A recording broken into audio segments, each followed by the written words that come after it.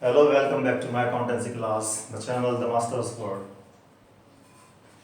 Before you start the video, give a thumbs up to like the video and subscribe the channel so that the next coming videos can reach you first of all and you may have the first mover advantage. Now my students, my friend, the topic of today's class is the principles of account. In this class, we are going to learn these three principles for dual aspect or duality principle, then revenue recognition concept, and the verifiable concept. You have learned these two. I hope that you have learned all these three if you have watched my previous videos. Now, again I am going to discuss this.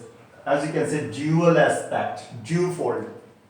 This is similar to the first chapter's topic that was double entry system. In the first chapter, there was a topic double entry system, and the meaning of the double entry system is the same, that dual aspects or duality principle. Its principle says that every transaction has at least two accounts.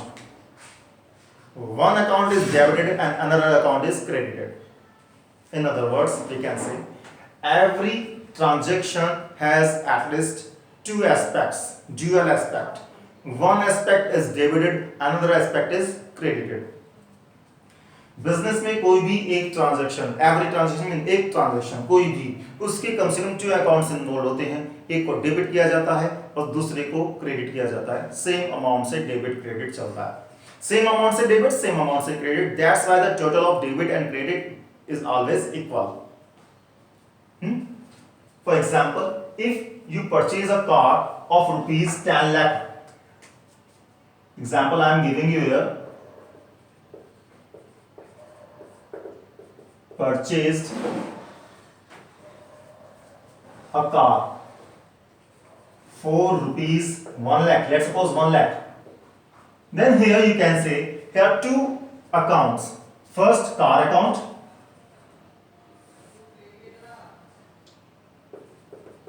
then cash account. For cash you have purchased here. Car account is debited, means it will increase in the name of cash, 1 lakh rupees.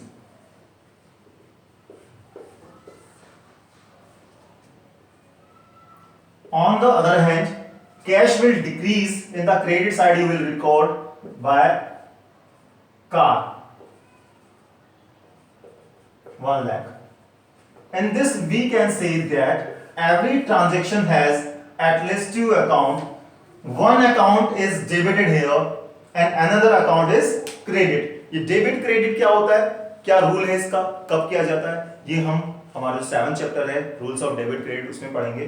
लेकिन फिलहाल इतना ही आप इतना समझ सकते हैं, जब हमने कार परचेज की तो फाइनली हमारी कार इंक्रीज होती है. कार अकाउंट इंक्रीज, असेट है ये, डेबिट कर देते हैं.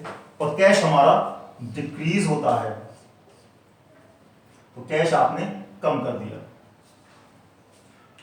कार इंक्रीज हुई कैश जाने की वजह से, और कैश कम हुआ कार के आने की वजह से. तो every transaction in the business has at least two aspects. One is debited and another is credited. That is called dual aspect or duality principle. And every transaction in the same manner is recorded at two places. आपने दो place पर record किया है. यदि आप केवल इस laser को देखते हैं तो इस अकाउंट को आप देखकर ही कह सकते हैं कि कार परचेज की थी कैश में, और यदि केवल इसको देखते हैं तो आप कह सकते हैं कैश कम हुआ कार परचेज करने की वजह से. At two places you have recorded because of this duality principle. Next we are talking about the revenue recognition concept. In the last class you learned the accrual concept. Accrual concept क्या कहता है? When any expense or income or revenue recognized, it should be recorded whether cash transaction take place or not. कोई खर्चा हो गया, income हो गई, expenses हो गई, रेवेन्यू हो, जो भी है आपको शो कर देना जिस टाइम हुआ है. कैश पेमेंट हुआ हो या ना हुआ हो. एग्जाम्पल के लिए हमने दिया था परचेज की उधार शो कर दो, भले ही कैश नहीं गया. सेल की उधार शो कर दो. जब यहां पर रिवेन्यू की बात कर रही है तो एक्रूअल के बेस पर ही आप रिवेन्यू की बात करें. यहां केवल सेल की बात करनी है, सेल और revenue. You can say here when any revenue recognized it should be recorded in the books of the accounts whether cash transaction take place or not, whether there is cash receipt or not. जैसे ही revenue हुई, आपने credit sale भी की है, तो जिस period में आपने या जिस डेट को आपने सेल की है क्रेडिट, उस डेट में आपको रिकॉर्ड करनी है, चाहे कैश आया हो या नहीं आया हो। नहीं आया है तो आ जाएगा, फिलहाल आप डेटर्स के नाम से शो कर दें। तो आप यहाँ पर रिवेन्यू में कह सकते हैं आपकी दो सेल यदि हैं, एक तो सेल है आपकी कैश बेसिस नकद, एक है आपकी क्रेडिट बेसिस। तो यहां पर जो जर्नल एंट्री आपकी बननी है वो बननी है कैश अकाउंट डेबिट, कैश आपका आएगा cash account debit to sales account. अब आप यहां से देख सकते हैं सेल्स तो क्रेडिट होना ही है, लेकिन कैश नहीं आया, डेबिट क्या करें? तो डेबिट हमारे डेटर्स को कर दीजिए। डेटर्स वो कस्टमर्स हैं जिन्होंने हमसे उधार माल खरीदा है, ये भी हमारी असेट्स कहलाती हैं कि हमें फ्यूचर में तो पैसा दे ही देंगे। तो जर्नल एंट्री बनती है डेटर्स अकाउंट डेबिट, ये कहलाता है revenue recognition concept. When any revenue recognized, it should be recorded in the books whether cash transactions take place or not, चाहे कैश ट्रांजेक्शन टेक प्लेस और नॉट, कैश आए या ना आए, ऐसी कोई इनकम हो जाती है तो उसी पर्टिकुलर पीरियड ऑफ टाइम में आप दिखाएंगे, एक्सपेंसेस जो भी है माइनस करेंगे और आपका प्रॉफिट निकल कर आएगा। नेक्स्ट, इसके बाद आप करते हैं बात वेरीफाइबल कॉन्सेप्ट की। जैसे कि नाम है वेरीफाइबल, मींस वेरीफाई करना, वेरीफाई चेक करना। तो वेरीफाइबल पर ध्यान दें, वेरीफाई चेक करना, ये प्रिंसिपल क्या कहलाता है कि आपने कहा कोई बिजनेस में ट्रांजैक्शन हुई, क्या वास्तव में वो ट्रांजैक्शन हुई है? ये कैसे चेक करेंगे? कुछ डॉक्यूमेंट्स होते हैं, आप कहते हैं डॉक्यूमेंट्स, जिसके बेस पर ये कंफर्म किया जाता है कि हाँ वो ट्रांजैक्शन हुई है। और वो डॉक्यूमेंट्स क्या होते हैं? आपका कैश मेमो या कोई रिसिप्ट हो, इनवॉइस एटसेट्रा, ये वर्क करते हैं एज एविडेंस। एविडेंस के तरीके से वर्क करते हैं कि जब भी आपने किसी को सैलरी दी तो उसकी आपने कोई ना कोई रिकॉर्ड रखा होगा, ठीक है, उसके रिसिप्ट दी होगी। आपने किसी को गुड सेल करी, वेजेस दिए, तो कुछ ना कुछ आपने डॉक्यूमेंट मेंटेन करके चले होगे। कैश रिसिप्ट हो गई, डिपॉजिट रिसिप्ट हो गई, इनवॉइस, अलग अलग नाम से जाने जाते हैं ये डॉक्यूमेंट्स।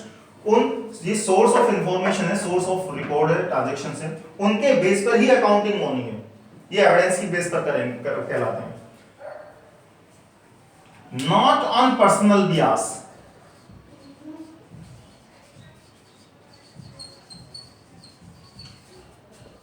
पर्सनल बायस मींस अपनी पर्सनल नहीं कि ठीक है अच्छा सैलरी ले जाओ और रिकॉर्ड कर दी, सेल कर दी और कुछ आपके पास एविडेंस नहीं, आपने रिकॉर्ड कर दिया।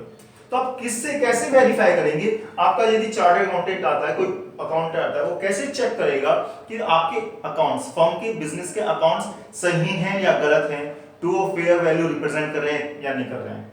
कैसे चेक करेगा? चेक मींस ऑडिट करना, चेकिंग मींस अकाउंट्स की ऑडिटिंग। तो कैसे कोई अकाउंटेंट, कैसे कोई चार्टर्ड अकाउंटेंट किसी बिजनेस के अकाउंट्स की ऑडिट करेगा जब कोई डॉक्यूमेंट है ही नहीं, जब कोई कैश मेमो, इनवॉइस, ऐसा कोई डॉक्यूमेंट नहीं है, ऐसा कोई एविडेंस नहीं है कि कौन सी ट्रांजैक्शन हुई, कब हुई, कैसे हुई, कितना कैश आया, कितना गया, क्यों गया। तो आपको ना उन डॉक्यूमेंट्स के बेस पर ही रिकॉर्डिंग करनी है, पर्सनल बायस पर नहीं करनी है। जब डॉक्यूमेंट्स के बेस पर करोगे तो आपके अकाउंट्स को चेक किया जा सकता है तरीके से, मींस वेरीफाई किया जा सकता है।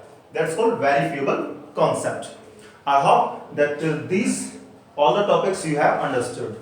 If still any doubt, you can leave a comment to me. On the basis of your doubts, I will prepare the next video and I'll sort out your problems, queries. Thank you. Have a nice day.